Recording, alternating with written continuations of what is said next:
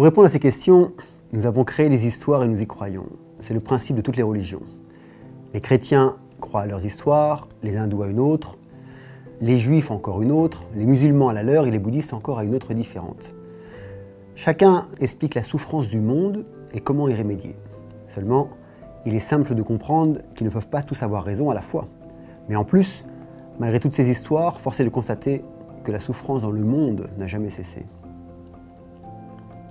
La facilité réside dans le fait de se dire que notre histoire, notre religion, notre culture ou notre tradition est la plus importante au monde, qu'elle est au-dessus de toutes les autres et qu'elle apporte les réponses aux grandes questions existentielles. Et que d'ailleurs, le Dieu Tout-Puissant, c'est nous qui l'avons. Ce n'est pas le Dieu, mais notre Dieu. Et c'est bien là une manière de ne pas répondre activement à la souffrance du monde, puisque notre religion, culture ou tradition va le faire pour nous. Il paraît d'ailleurs que ça va se régler, oui, mais après la vie. Non, sérieusement. L'univers existe depuis un peu moins de 14 milliards d'années. Les plus vieux fossiles du genre Homo remontent à 2,8 millions d'années. Et l'Homo sapiens serait apparu il y a environ 200 000 ans. Donc comment l'histoire d'un peuple et de leur religion, vivant sur la planète Terre, perdue au milieu d'environ 250 milliards d'étoiles et de centaines de milliers de galaxies, pourrait avoir la réponse à tout? Et pire encore, comment se fait-il que des milliards de gens, de génération en génération, croient à ces histoires, à ces fictions, en vivant leur vie dans une grande illusion?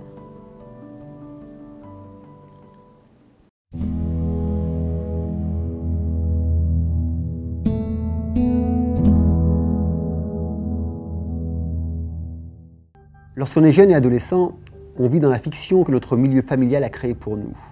Nous imprégnons la fiction de nos proches, et plus loin, leur peur, car ce sont ces dernières qui alimentent la première. Et leur fiction nous transporte ensuite dans celle de la société. Les jeunes adultes, nous sommes totalement ignorants par rapport à tout ce qui se trouve en dehors de cette boule imaginaire soufflée par ceux qui nous ont élevés. Et malheureusement, lorsqu'un adolescent décide de remettre en cause les idées de ses parents, cette fiction dans laquelle il a grandi et à laquelle il a cru durant des décennies, il se retrouve complètement perdu, puisque ses croyances se sont fondées uniquement sur elle, et absolument rien d'autre. Alors, je dis ado, mais il y a aussi des adultes dans ce cas. Finalement, il ne reste qu'une seule solution, croire très fort en une chose. Quand on croit en quelque chose, cela veut dire que pour nous, c'est vrai. Mais est-ce la vérité absolue pour autant?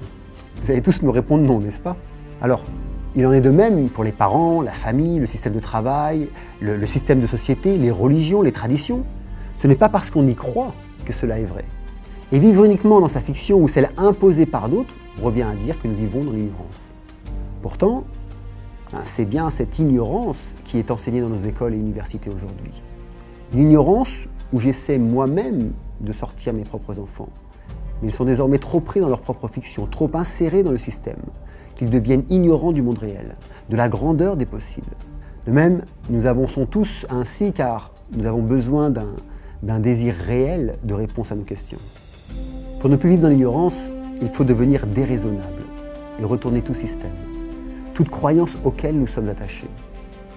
En acceptant de s'y confronter, on ouvre une porte des possibles.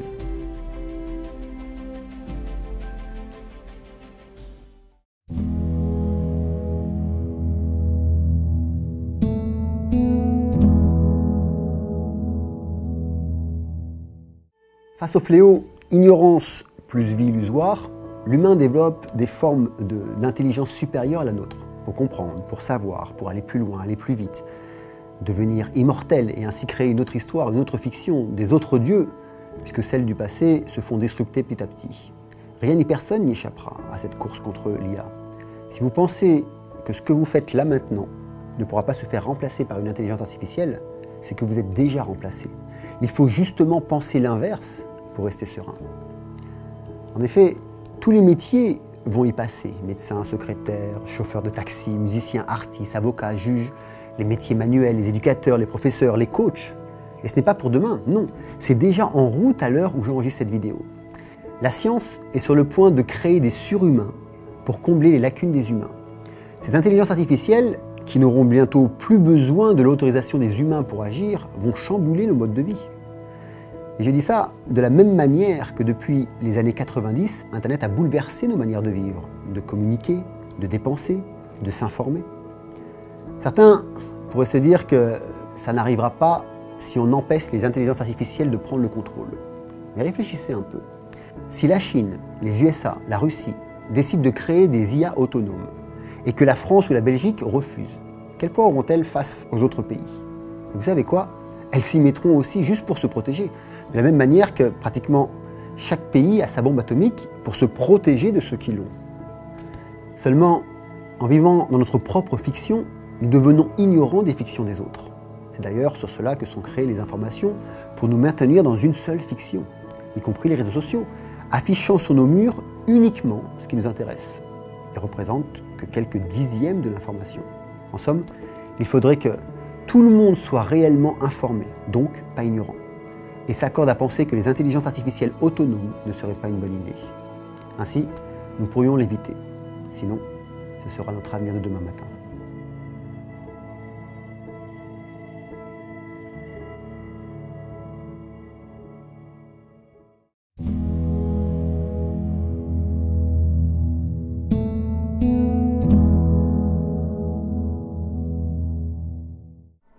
Il y a une différence entre conscience et intelligence.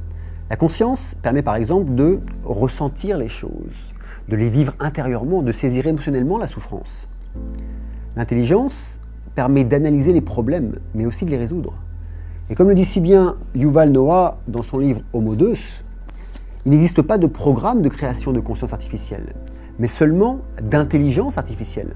De ce fait, la souffrance ne s'arrêtera pas et bien au contraire, va s'épandre en laissant les plus démunis, les plus ignorants à terre. Une souffrance de perdition humaine pointe devant nos yeux, en même temps qu'une augmentation de classes élites, qui deviendront les nouveaux dieux, les nouvelles religions. Et sur ce sujet, je vous invite à vous réveiller.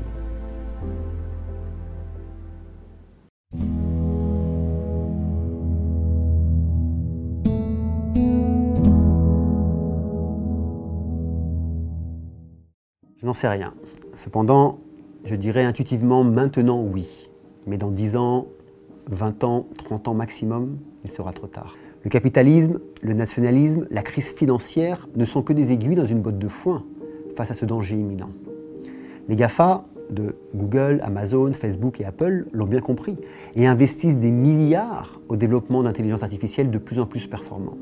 Car qui contrôlera l'information contrôlera l'ignorance, donc nous contrôlera.